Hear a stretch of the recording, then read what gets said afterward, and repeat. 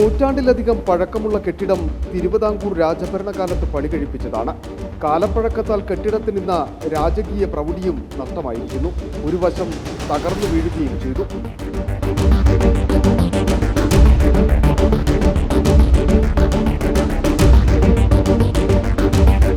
തിരുവിതാംകൂർ മദുരാശി നാട്ടുരാജ്യങ്ങൾ അതിർത്തി പങ്കിട്ടിരുന്ന ബോഡിമെട്ട് വഴിയായിരുന്നു രണ്ടു പ്രദേശങ്ങളിലേക്കും നാണ്യവിളകളും ഭക്ഷ്യധാന്യങ്ങളും മറ്റും കൊണ്ടുവരികയും കൊണ്ടുപോവുകയും ചെയ്തിരുന്നത്.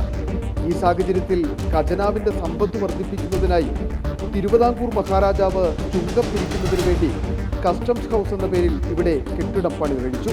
പിന്നീട് സംസ്ഥാന രൂപീകരണത്തിന് ശേഷം കേരള തമിഴ്നാട് പ്രധാന അതിർത്തി പ്രദേശമായ ഇവിടെ ഇതേ കെട്ടിടത്തിൽ വാണിജ്യ നികുതി വകുപ്പിന്റെ ചെക്ക് പോസ്റ്റ് പ്രവർത്തനം ആരംഭിച്ചു.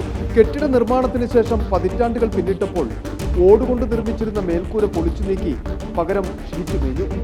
എന്നാൽ കെട്ടിടം ചരിത്ര പ്രാധാന്യത്തോടെ സംരക്ഷിക്കുന്നതിന് ഒരുവിധ നടപടിയും നാളിതുവരെ സ്വീകരിച്ചില്ല.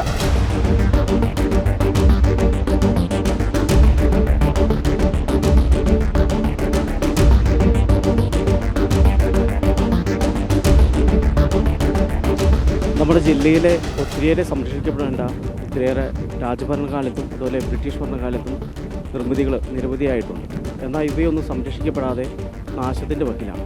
ഇത് ശരിക്കും പറഞ്ഞാൽ കേരളത്തിൻ്റെ ചരിത്രത്തോട് ചേർത്ത് വെക്കേണ്ട ഒത്തിരിയേറെ നിർമ്മിതികളാണ് ഇന്ന് അധികൃതരുടെ അവഗണനയെ തുടർന്ന് നശിച്ചുകൊണ്ടിരിക്കുന്നത്. ഇപ്പോൾ ബോഡിമെട്ടിലെ ചെക്ക് പോസ്റ്റിൽ കസ്റ്റംസിൻ്റെ ഒരു കെട്ടിടമുണ്ട്. തിരുവിതാംകൂർ ഭരണകാലത്തുള്ളതാണ്. അത് രാജമുദ്രയോട് കൂടിയുള്ള കെട്ടിടമാണ്. ഇതൊന്നും സംരക്ഷിക്കപ്പെടാതെ ഇന്ന് പൊളിഞ്ഞ അവസ്ഥയിലാണ് നിലവിലുള്ളത്. അധികൃതരുടെ ഇടപെടൽ ഇത് ശരിക്കും പറഞ്ഞാൽ ഇതിൽ അനാസ്ഥയാണ് പ്രധാനമായും നമുക്ക് ചൂണ്ടിക്കാണിക്കാനുള്ളത്.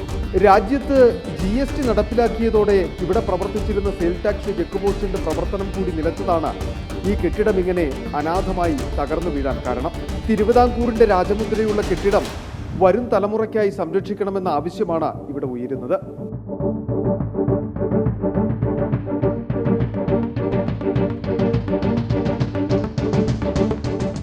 വീഡിയോ ജേർണലിസ്റ്റ് സന്തോഷ് ശേഖവർക്കൊപ്പം reporter Sandeep Rajakkad, in reporter, Idukki.